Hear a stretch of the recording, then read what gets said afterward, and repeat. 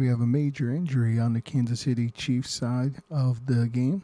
We have updates of your NHL and college basketball games, and a lot of talk about all the basketball games, including some testy play in the Houston versus the Lakers game, and some complaining from the Minnesota side, even though they won the game. All that coming up on your daily sports update for January 29th, 2024. My name is Lewis. Thank you for taking the time to watch the video. We're going to go ahead and go right into just talking about the sports because there's honestly not a bunch to cover, but there are quite a few basketball games, and we're going to spend a little extra time on them. We'll start off with some simple information. We talked about the football games. If you remember, this last weekend we had our AFC and NFC title games. Some good games and a lot of discussion today over the regrets that people felt for each of the teams and decisions, especially the losses and decisions that were made. We're not going to discuss those because if you want to hear that, you can listen to all those different TV shows and podcasts that came on over the week. Three basic sports conversations we're going to bring up here. One, and probably the biggest one of the three, defensive end Charles Omenihu. If you watch the game this weekend, he was the one that got the strip sack on Lamar Jackson on Sunday. Ended up tearing his ACL is what the final discovery was, and he will not be available for the Super Bowl here in 2 weeks. And ironically enough, they're going against the 49ers, which is his old team. And so, yeah, this news was seemed to be confirmed by Omenihu himself on his X account or Twitter, if you still go by that. So sad times for him, and we'll see how much that impacts the game against the 49ers. Obviously, as a pass rusher, it's that front line. You want people to be able to get to the quarterback. We've seen what's happened the last couple of weeks with Brock Purdy and not being and being able to take the time or be able to break free and get some runs. He had some big runs in there. So big loss for the Chiefs. We'll see how Andy Reid adjusts to that loss. Also regarding the Chiefs, apparently Kadarius Toney, the infamous wide receiver they picked up or via trade from the New York Giants, did some kind of Instagram live feed and said that even though he was listed as injured and why he didn't play, he did, and apparently added some extra colorful words, say that he wasn't injured. And Coach Reid came out and said that he's been on the injury report, so that part's not made up by any means. And so I don't know what's going to happen. It's information out there. It just seems kind of sad. But at this point, Coach Reid, taking the high road, said that they're working through some things and that he would be with the Chiefs when they begin practice on Thursday for the Super Bowl. So we'll see what happens there. And lastly, just a bit of other news around the league. Tight end T.J. Hawkinson had surgery on Monday to repair his torn ACL in his right knee, something he suffered against the Detroit Lions. So just decided to give you that little bit of information. That's really it on the line of football. I mean, we can go into other things that I don't think are too huge. I mean, there's offensive coordinators and defensive coordinators being hired around the league. And if you really want to know that, you can I'll tell you what, you let me know and we'll talk about things like that. On the women's side of college basketball, there was one top 25 game, and it was an upset as number 9 LSU loses their second in a row, 77-73 at Mississippi State. LSU drops to 18-4, 5-3 in conference. Mississippi State improves to 17-5, 4-3 in conference. On the men's side, there were two top 25 games. Number 4 Houston in overtime wins at Texas 76-72.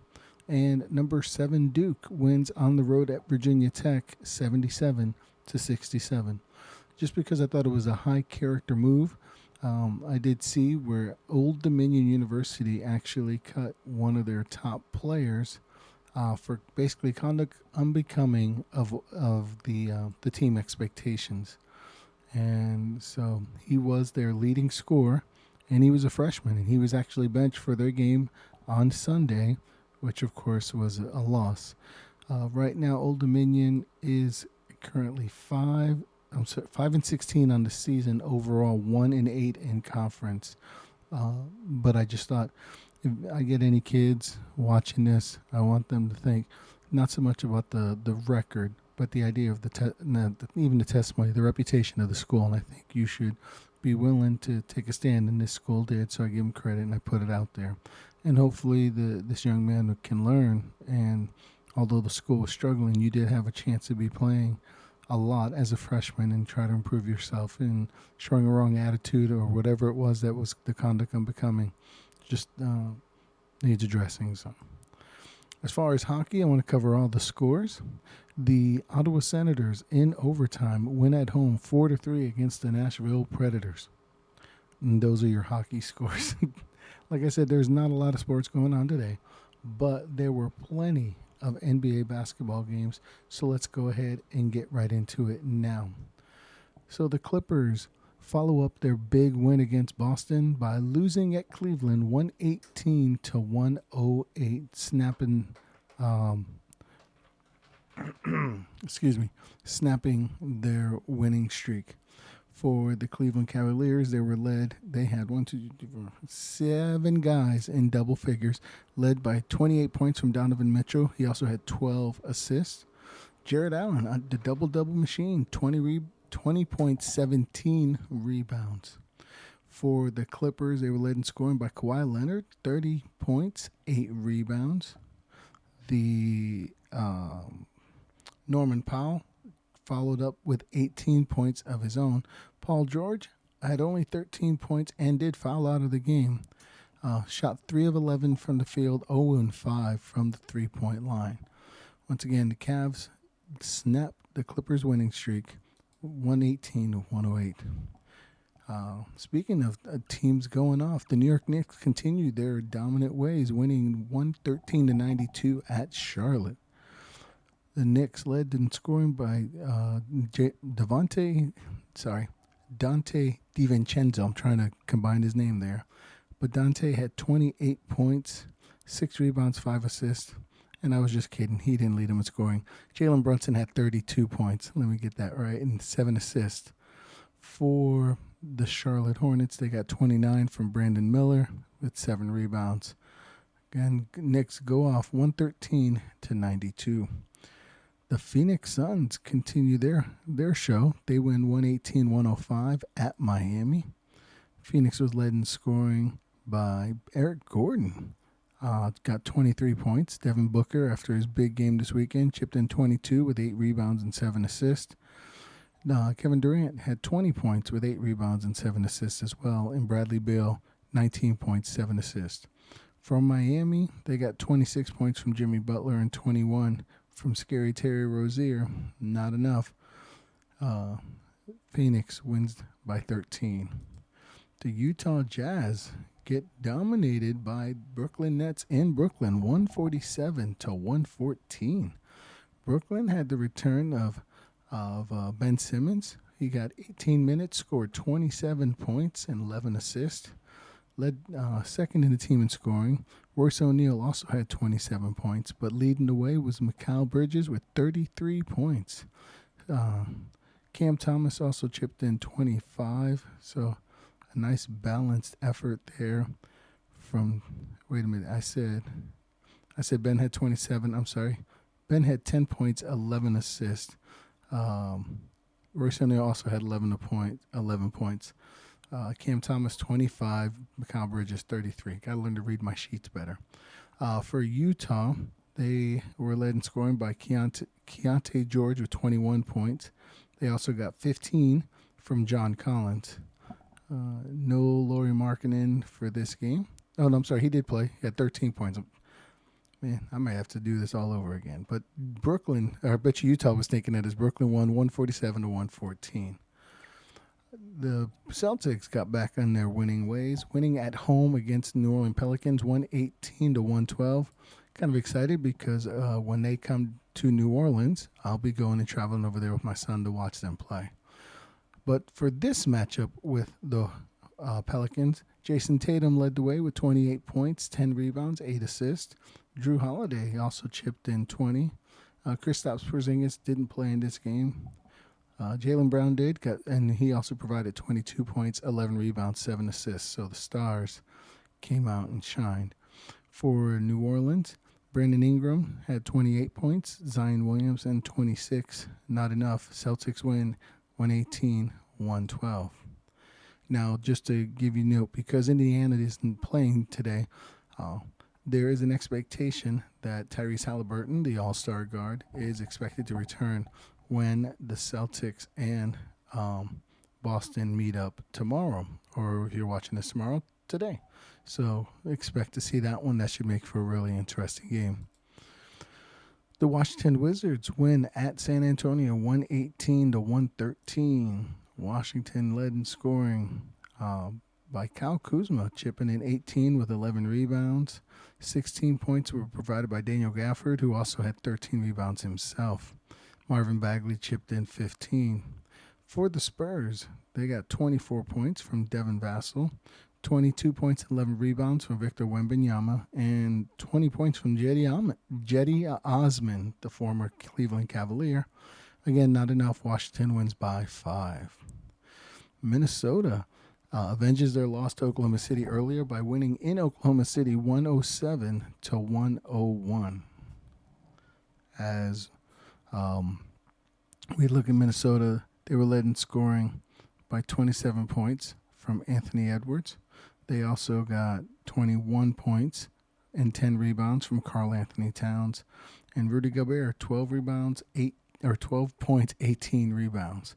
For Oklahoma City, they were led in scoring by Shai Gilgeous-Alexander, 37 points, 8 assists, 7 rebounds. They also got 20 points from Jalen Williams, but it wasn't enough as Minnesota wins 107-101. After the game, Anthony Edwards was not thrilled and actually said a lot of complaining. And this is what he told the reporters, that the refs were bad tonight. He said, yeah, they were terrible. And he said, we was playing 8-on-5.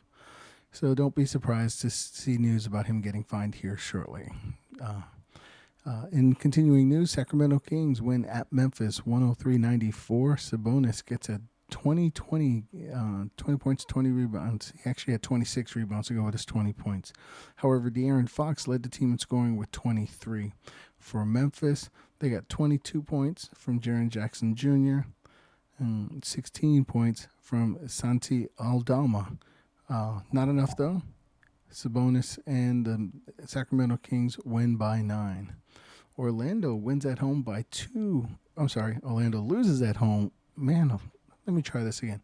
Orlando loses on the road at Dallas by 2, 131-129. Luka had 45 points to go with 15 assists and 9 rebounds. Tim Hardaway Jr. also had 36 points and 8 rebounds. And Jaden Hardy and Derek Lively II both had 20 points each. For Orlando, they were led by 36 points from Paolo Banchero. I should just call him PB. And he had 9 rebounds and 7 assists. They also got 21 from Franz Wagner, and 20 points from Anthony Black. But again, Dallas holds on, wins by 2. Milwaukee loses in their first game coached by Doc Rivers. They lose 113-107, but they lost to the defending champs, the Milwaukee Bucks, or the Denver Nuggets. Denver was led in scoring by Jamal Murray with 35 points. Nikola Jokic, another triple-double with 25 points, 16 rebounds, 12 assists. For the Bucks, they were led in scoring by Giannis Antetokounmpo, 29 points, 12 rebounds. They also got 19 from Brook Lopez and 18 from Damian Lillard. Not enough. 113-107, Denver with the win. The Philadelphia 76ers lose another game. They lose at Portland 130-104. Portland's leading scorer was Jeremy Grant with 27 points. They also had 24 points from Malcolm Brogdon, who had 9 assists. And they had 22 points from Scoot Henderson. The Philadelphia 76ers were led by Kelly Oubre's 25 points. and Patrick Beverly had 14. Paul Reed had 11. So those are the only double-digit scores. And as you can tell, I didn't mention anything about Joel Embiid as he didn't play. And now for the last game of the night, and it was probably the really crazy one. Houston Rockets with a strong win at home, 135 to 119. Now, the reason I bring it up is because there was apparently some rough, I didn't get to see the highlights on this one, but Houston at one point led by 30 points, and then the Lakers had a 20-5 run to bring it to within 10 points near the end of the game, but it wasn't enough. But apparently there was just some hard fouls and some strong reaction here, so these teams really don't like each other. Houston was led in scoring by Jalen Green, who had 34 points, 12 rebounds, and 7 assists. Alperen Sengun had 31 points, 12 rebounds, 7 assists as well. And they got 20 points from Cam Whitmore.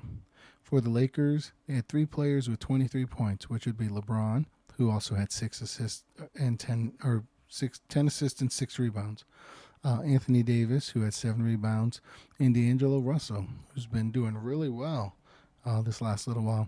They also got 16 points from Rui Hachimura, and that covers all their double-digit players. So Houston holds on for a strong win at home, 135 to 119. And that's a wrap-up of all your NBA scores, and actually a wrap-up of all your sports scores and stories for 129-24. Thank you for taking the time to join us. You know what? I had a thought that I was going to tell you something else about another sport or something, but I cannot remember it. So what we'll say is thanks so much for taking the time to watch. Hope that you have a great rest of your day. Take care.